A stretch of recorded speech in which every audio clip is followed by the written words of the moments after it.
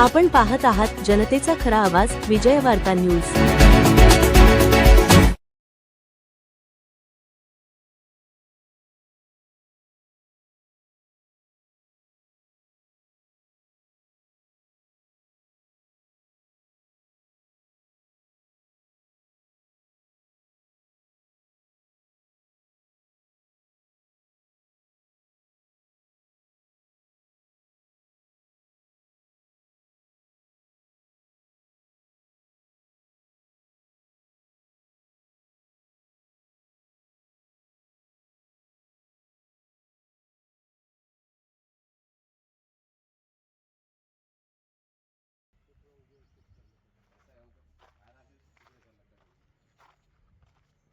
Doctor Sanjay Patil, प्रभारी अधिकारी, फळ संशोधन केंद्र, हिमायतबाग, छत्रपती संभाजीनगर।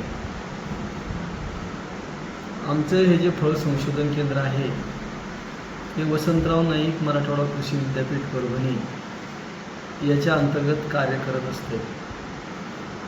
या केंद्राची जी स्थापना आहे ही या ठिकाणी 1972 मध्ये झालेली आहे आणि या केंद्राचं जे मुख्य काम आहे संशोधन, विस्तार आणि शेतकरी प्रशिक्षण यावर हे केंद्र प्रामुख्याने कार्य करत असते। यावर्षी या केंद्रामधून शेतकरी बांधवांना लागवडीसाठी मोठ्या प्रमाणावर विविध फळपिकांची कलमं आपण दिलेली आहेत।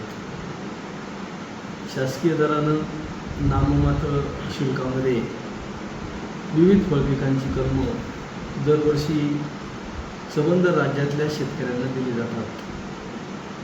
याच केंद्राला जोडून भारत आणि इस्रायल कृषी सहकार्य कराराअंतर्गत 2014-15 मध्ये केशर आंबा गुणवत्ता केंद्राची देखील स्थापना झालेली आहे आणि या केशर आंबा गुणवत्ता केंद्रामार्फत मराठवाड्यातील शेतकऱ्यांना केशर आंबा पिकाबाबत विविध प्रशिक्षणाचं नियमितपणानं या ठिकाणी आयोजन केलं जातं।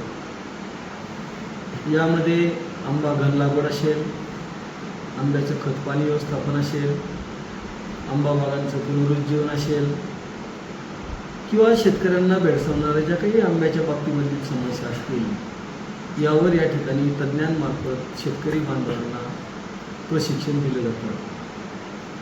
या केंद्रामधून यावर्षी शेतकऱ्यांना लागवडीसाठी केशर आंबा, चिंच, त्यामध्ये प्रतिष्ठान, शिवाई नंबर 263, अजिंठा नावाची गोड चिंच, तसेच चिकूमध्ये कालीपत्ती, जांभळामध्ये बहाडोली, पेरूमध्ये सरदार आदी दर्जेदार कलमांची विक्री शेतकऱ्यांना केलेली आहे आणि यामुळे मराठवाड्यामध्ये केशर आंबा या फळपिकाचं जे क्षेत्र आहे हे जवळपास 1 लाख हेक्टरपर्यंत वाढलेलं दिसून येतं आणि हे जे वाढलेलं क्षेत्र आहे हे या केंद्रामधून दिलं जाणारं तंत्रज्ञान यामुळेच हे क्षेत्र वाढलेलं आहे।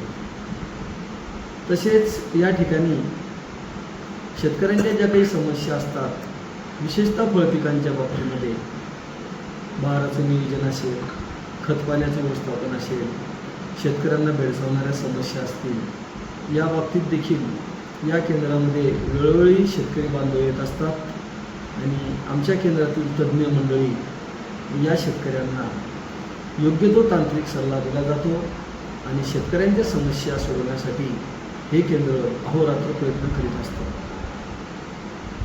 शेतकऱ्यांना जसं सर आता पाहिलं जात आहे, शेतकरी आत्महत्याकडे वळत आहेत सर, अल्पभूधारक आहेत, अशांना आपण काय मार्गदर्शन करतो? काय की फळपिकामध्ये हे पोटेन्शियल आहे।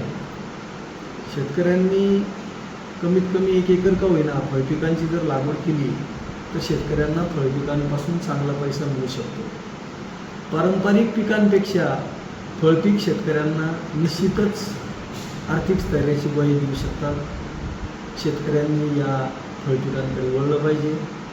कोरडवू फळपिकं देखील आहे, पाण्याची जरी समस्या असली अशा शेतकऱ्यांनी काही कोरडवू फळपिकं आहे ज्यामध्ये आपल्याला सीताफळ, बोर, कवठ, रामफळ, सीताफळ, आवळा, जांभूळ या पिकांकडे आता आपल्याला वळावं लागणार आहे. कारण दिवसेंदिवस पर्जन्यमानाची स्थिती डोलायमान आहे. पाऊस पडेल याची निश्चिती नाही. अशा परिस्थितीमध्ये फळपिकं शेतकऱ्यांना निश्चितच आर्थिक आधार देऊ शकतात आणि यामुळे शेतकऱ्यांना 4 पैसे मिळून निश्चितच यावर मार्ग आपल्याला काढता येऊ शकतो. शेतकऱ्यांना जसं सर आता शेतीसोबतच काही जोडधंदा करण्याचं वगैरे असं काही आपल्याकडून प्रशिक्षण वगैरे असं काही केलं जातं का सर? या बाबतीमध्ये आमचं वसंतराव नाईक मराठवाडा कृषी विद्यापीठाचे जे कृषी विज्ञान केंद्र आहे, जे पैठण रोडला स्थित आहे, त्या ठिकाणी अशा उद्योगधंद्याबाबत प्रशिक्षण दिलं जातं. दरवर्षी आपल्याकडे किती रोपांची विक्री होते आणि कलम स्वतः आपण तयार करतात? या ठिकाणी कलमं आपण स्वतःच तयार करत असतो. यावर्षी देखील आपण 1 लाख केशर आंब्याची रोपं तयार केलेली आहे. 30 ते 40 हजार चिंचेची रोपं तयार केली होती. त्या ठिकाणी 10,000 कोकण बहाडुली जी जांभळाची वर आहे त्याची आपण रोपं तयार केली. सीताफळाची आपल्याकडे 20 ते 25,000 रोपं तयार केली आहे.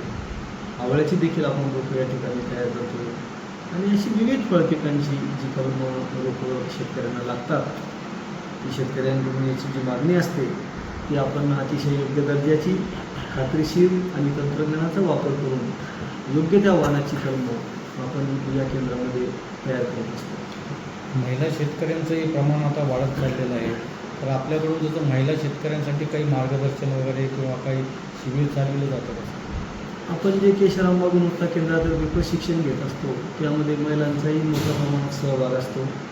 बऱ्याचशा महिला बागायतदार शेतकरी देखील या प्रशिक्षणासाठी या ठिकाणी उपस्थित असतात आणि त्या देखील या तांत्रिक संशोधनाचा फायदा घेऊन आपल्या शेतावर चांगल्या पद्धतीनं उत्पादन काढत असतात आणि महिलांचा सहभाग देखील या ठिकाणी मोठ्या प्रमाणात दिसून येतो.